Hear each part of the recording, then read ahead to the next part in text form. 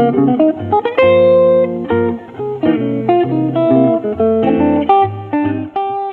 I'm Freeman White and thanks for watching.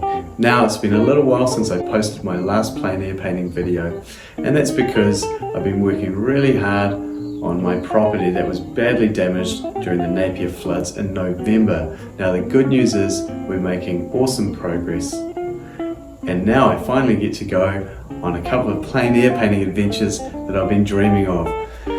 So I thought it would be really cool if I showed you all my process from start to finish of producing a plein air painting. And that involves making the panels. Here's one that I've prepared earlier. Now, this is a really simple design. It's just a piece of 9mm marine ply, which is gessoed on the front. Now I chop my own panels up to size so you can make custom sizes, which is a really good and inexpensive way of getting a whole bunch of plein air painting panels done in one go. So without further ado, let's have a look at that process. Okay, so here's a plywood sheet that I've sourced from a local hardware store. Now I actually got them to cut it into quarters, which they did for me at no cost. Just makes it a lot easier to handle on the saw bench. I'm just going to cut this up into custom sizes. Now I can't stress enough the importance of safety, so if you're not confident operating a saw bench, please don't. Now what I've done is cut up the panels into various sizes. My saw bench often leaves a little bit of a rough edge on the panels, so here I am sanding them all very quickly to remove any imperfections on the edge. Now what I do is I give them a size with an aliphatic glue. Basically this just seals the wood, and then I prime them with gesso after that's dry. Now I like to give my panels, generally speaking, 2 or 3 coats of gesso, but in this case I ran out of time, so I only gave them 1. Now let's have a look at my actual plein air painting setup. Here I'm using a Sienna plein air pochade box, which attaches to a normal camera tripod. So here's the tripod. I'm using a pretty heavyweight tripod here.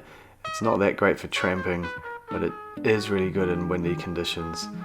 Here's the Sienna plein air pochade box, which is a relatively inexpensive pochade box that you can buy on Amazon.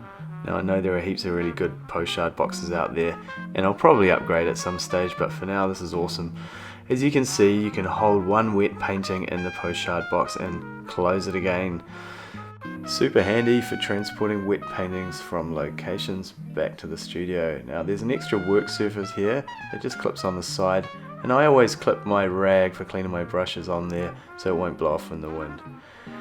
Here's my medium jar, which is also clipped on and just hanging off the side, and I only ever use this lean medium, which is an odorless solvent and stand oil mix. Now I use this instead of turps for anything that you would use turps for. It's great. Okay, inside the bag I've got a few extra clips just in case I need to clip panels onto the pochade box. You can see an assorted number of panels and a spare rag. So here you see, like, I tend to put different grounds on some of my panels. That one's oil paint, that one's got a ground on it with some acrylic, and various sizes ranging from 8 by 10 through to 12 by 14, and sometimes even random sizes like, I don't know, 7 by 12 and stuff like that, landscape format. So here we go. I've got a separate brush holder and paint case. Now as you can see, I've got plenty of paint with me, and this is normally what I would take out in the field. It's probably a bit excessive. I've also got extras like extra brushes and a palette knife. You never know what you're going to come up against. Okay, here I've put forward a very bare minimum selection of brushes that I would take plein air painting. Also, here's kind of a minimal palette that I would take. As you can see, I've got way more paints in my little case, and that's just the way of the world. I do prefer to be overstocked. Also usually take some pencils and an eraser, something to sharpen them with, etc., just in case I want to do some sketching out in the field. So that's basically my plein air setup.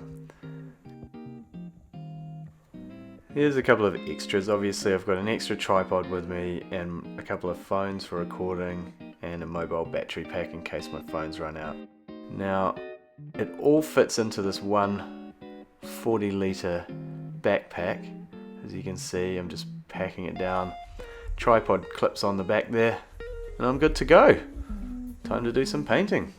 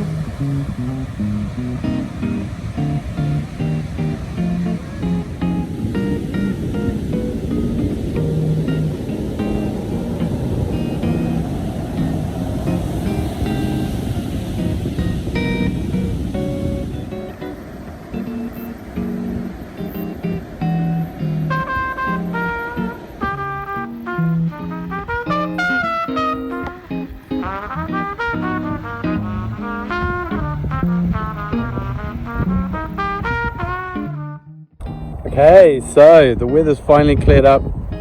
Still a little bit breezy, but it's not going to stop me after what I experienced the other day at Ocean Beach. Yeah, so I've just fed the kids. It's a beautiful evening here in Mahia, and I'm going to get to do a little plein air study of this incredible scene, Mahia Peninsula, which you can see in behind me here. This has got to be one of my all-time favorite views. I just love this place. So, without further ado, let's get set up and do a little plein air painting.